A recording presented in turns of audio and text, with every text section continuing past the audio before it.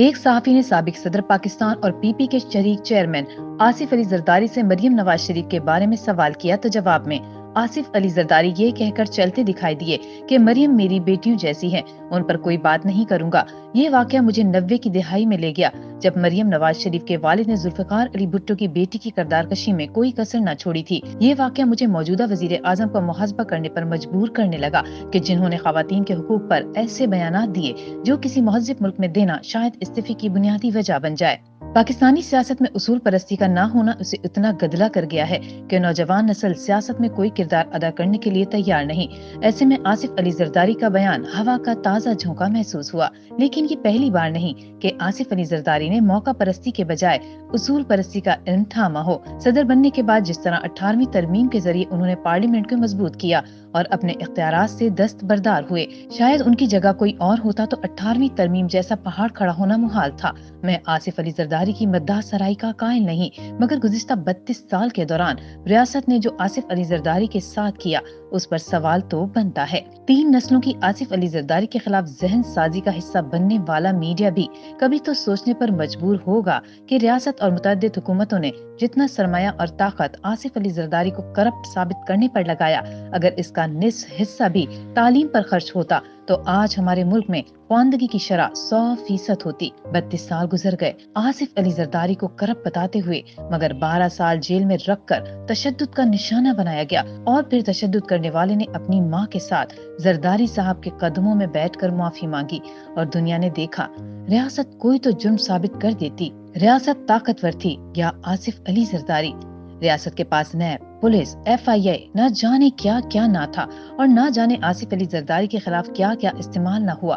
آصف علی زرداری کی عمر 67 سال ہے اور جوانی سے بڑھاپے تک شہید ذوالفقار علی بھٹو کا داماد 35 سال عدالتوں کے چکر اور جیل یاترا میں گزار چکا ہے۔ شہید بے نظیر بھٹو سے شادی کے بعد مسلسل عطاب کا شکار ہے، کردار کشی ہے کہ رکنے کا نام نہیں لیتی۔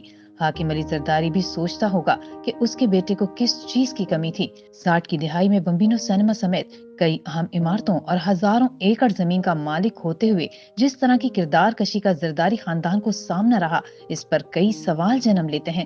یاد رہے کہ 60 کی دہائی میں حاکم علی زرداری کی حیثیت یہ تھی کہ اگر کوئی بھی بین الاقوامی وفد دارالحکومت کراچی میں آتا تو وفد میں شامل لوگوں کی حاکم علی زرداری سے ملاقات اور ضیافت کی خواہش ضرور ہوتی تھی۔ اس بات کا اندازہ ہم اس سے لگا سکتے ہیں کہ پرویز مشرف دور میں جب سرحد پر حالات ٹھیک نہ تھے اور دونوں ملکوں نے حالات کو بہتری کی طرف لانے کے لیے ایک دوسرے کے ہاں وفود بھیجے تو انڈیا سے آئے LK اڈوانی حاکم علی زرداری کے مہمان بنے، جن کے گھر پر دونوں ملکوں کو قریب لانے کے لیے مذاکرات کا بھی اہتمام ہوا۔ آصف علی زرداری کے خاندان کو نشانہ بنانے والے شاید ان کے ننیال سے بھی ناواقف ہیں۔ آصف علی زرداری کی والدہ نامور مسلم دانشور مولانا خان بہادر حسن علی آفندی کی پوتی تھیں۔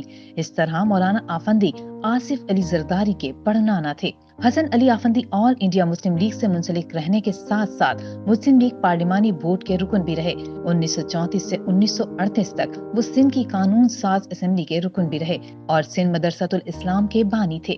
آصف علی زرداری کو ہر حکومت قیدی بناتی ہے اور پھر کچھ سال بعد اس قید کی معافی بھی مانگی جاتی ہے۔ آصف علی زرداری سے معافیوں کا سلسلہ طویل ہے، جو غلام اسحاق خان سے شروع ہوتا ہے کہ جس نے آصف علی زرداری کو گرفتار کروایا، اور پھر کچھ سال بعد اسی آصف علی زرداری سے مرحوم اسحاق خان وفاقی وزیر کا حلف لیتے نظر آئے اور اپنے لگائے گئے الزامات پر معافی بھی مانگی۔ یہی سیف الرحمان اور شریف برادران نے کیا۔